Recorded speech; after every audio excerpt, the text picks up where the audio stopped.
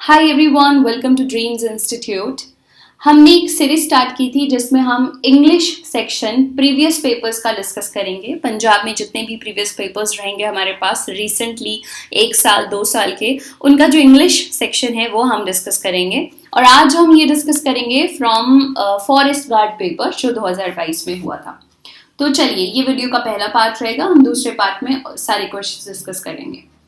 First question है हमारा, which of the following sentence is not correct. इनमें से कौन सा सेंटेंस करेक्ट नहीं है। ठीक है, पहला क्वेश्चन, पहला ऑप्शन है हमारा, शी इज 5 feet टॉल। वो 5 feet लंबी है, उसकी जो हाइट है वो 5 feet की है। तो यहाँ पे ये सेंटेंस करेक्ट है। यहाँ पे 5 feet है, अगर फीट की जगह फुट होता FOOT तो ये सेंटेंस गलत हो जाता। ठीक है, तो यहाँ पे है फीट है और ये बिल्कुल करेक्ट सेंटेंस है। दूसरा सेंटेंस है, since I left school I have been working as typist in this country. जब से मैंने स्कूल छोड़ा, मैं एज अ टाइपिस्ट जो है वो इस कंट्री में वर्क कर रहा हूँ। तो ये भी सेंटेंस करेक्ट है। यहाँ पे सिंस यूज हुआ है। देखो, सिंस जो है वो स्टार्टिंग पॉइंट के लिए यूज होता है। जब भी कोई काम की शुरुआत होती है तो स्टार्टिंग पॉइंट के लिए सिंस यूज होता है। अगर वो कहता है कि मैं 4 साल के लिए काम कर रहा हूँ तो क्या होता, 4 साल is a period of time. ठीक है, 2 दिन is a period of time, उसके लिए फॉर यूज होता है। एक पीरियड ऑफ टाइम के लिए फॉर यूज होता है और स्टार्टिंग पॉइंट के लिए सिंस यूज होता है। तो ये बिल्कुल ही करेक्ट सेंटेंस है। तीसरा सेंटेंस है हमारे पास, are you hearing a noise. यहाँ पे हियरिंग जो है ना, इसकी वजह से ये सेंटेंस बिल्कुल इनकरेक्ट हो गया है। तो ये हमारा इनकरेक्ट सेंटेंस है।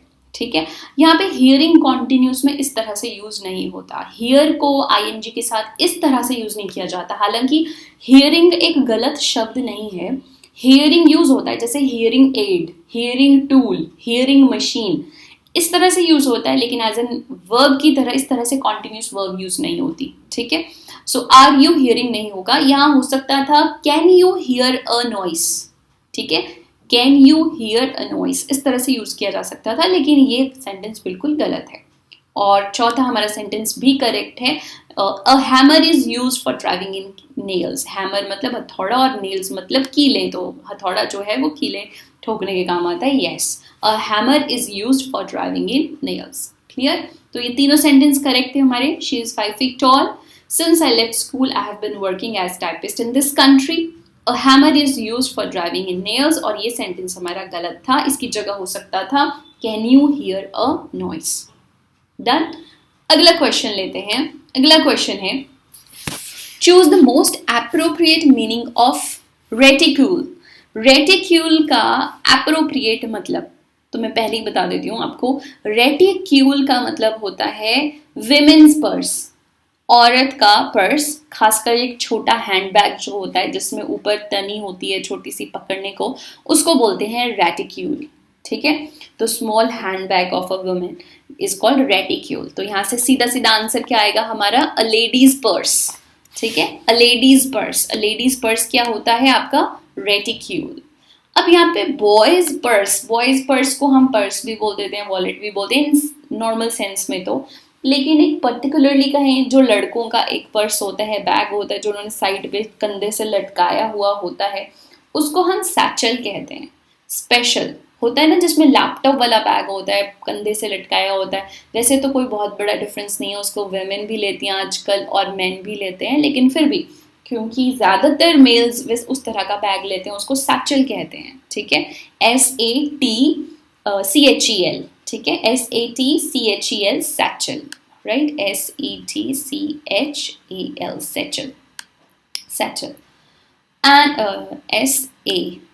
SATCHEL। अ थेफ्ट, चोरी को क्या बोलते हैं, रॉबरी बोल देते हैं, स्टीलिंग बोल देते हैं थेफ्ट को। और स्लीप को क्या बोलते हैं, स्लीप को नैप बोल देते हैं, ड्राउज बोल देते हैं, स्नूज बोल देते हैं, रेस्ट बोल देते हैं, है ना। या तो यहाँ पर रेटिक्यूल का मतलब क्या था, लेडीज पर्स। ठीक है, अगला क्वेश्चन ले। अगला क्वेश्चन है, choose the correct proverb. Proverb पूछिए इन्होंने। ठीक है, इडियम्स जैसे होती है, इडियम प्रोवर्ब्स। तो पहला है, it ever rains but pours. It ever rains but pours, ये गलत है। एक्चुअल जो हमारी प्रोवर्ब होती है ना, वो होती है इट नेवर रेन्स, एन लगेगा। इट नेवर रेन्स, नेवर होगा एवर की जगह, it never rains but pours, ये है करेक्ट प्रोवर्ब। तो पहली प्रोवर्ब गलत हो गई।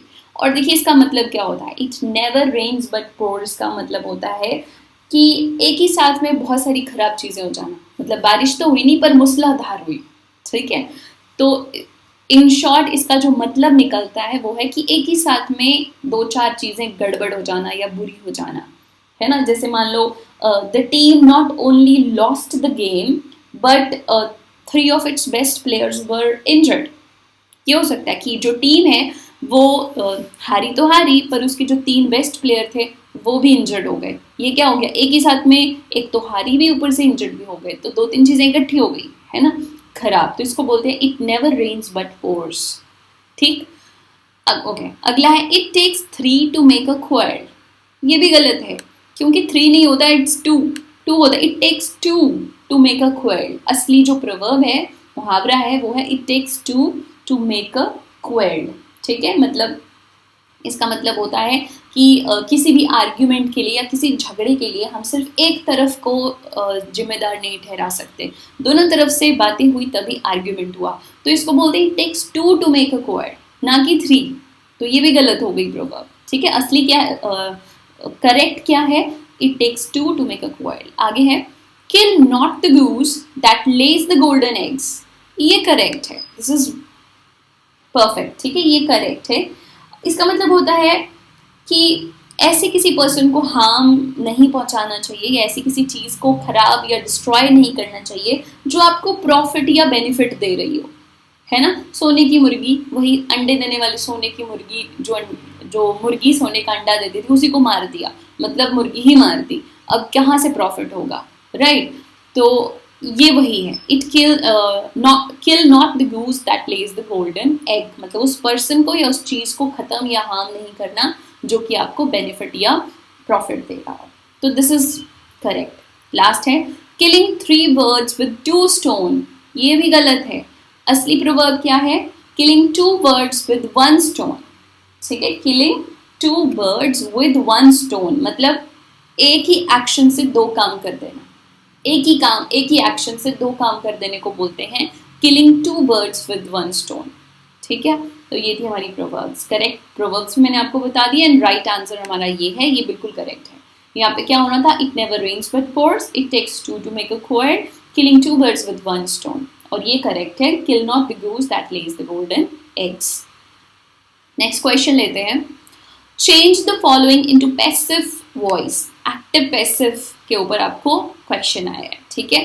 क्वेश्चन क्या है, अच्छा सेंटेंस है I found him sleeping. I found him sleeping, ये एक्टिव है, इसका पैसिव वॉइस बनाना है हमने, ठीक है। तो देखो पैसिव वॉइस बनाने के लिए सबसे पहले तो जो सब्जेक्ट रहता है, जैसे यहाँ पे सब्जेक्ट है वो बन जाता है हमारा ऑब्जेक्ट। तो सब्जेक्ट आई है, आई का ऑब्जेक्ट क्या बनेगा, मी। आई का ऑब्जेक्ट क्या बनेगा, मी। अगर आप सारे सेंटेंसेस को देखोगे ना, सिर्फ एक ही सेंटेंस में आपको मी मिल रहा है, बस आपको यहीं से आंसर मिल गया था, आपको और कुछ देखने की जरूरत ही नहीं थी।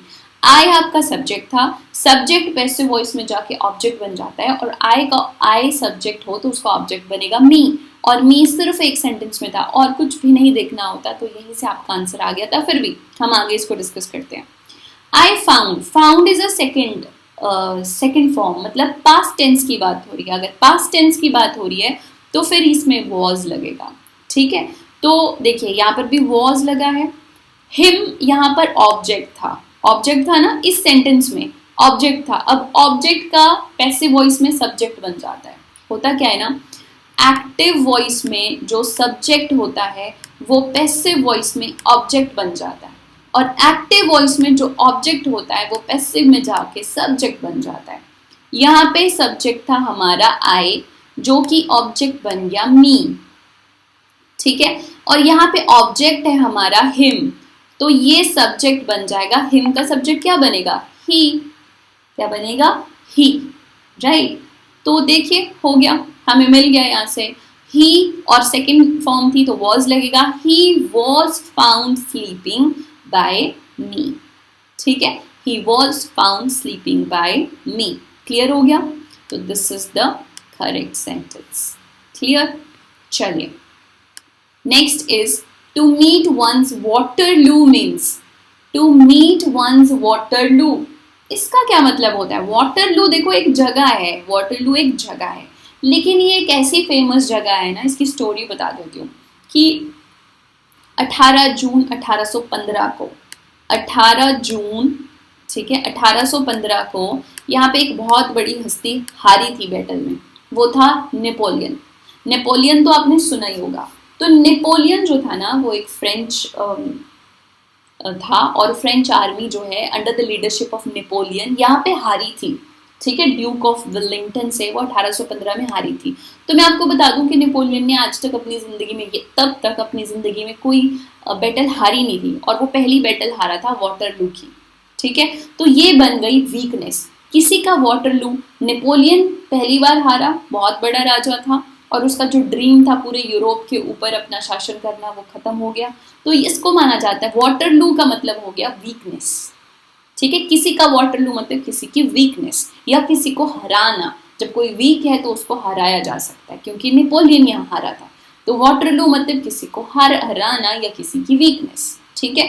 सो टू मीट वंस वाटरलू मतलब पूरे सेंटेंस का मतलब क्या होगा? टू मीट वंस वाटरलू मतलब अपनी हार को देखना, टू मीट वंस डिफीट। तो यहाँ से सीधा सीधा इसका जो आंसर है वो क्या है?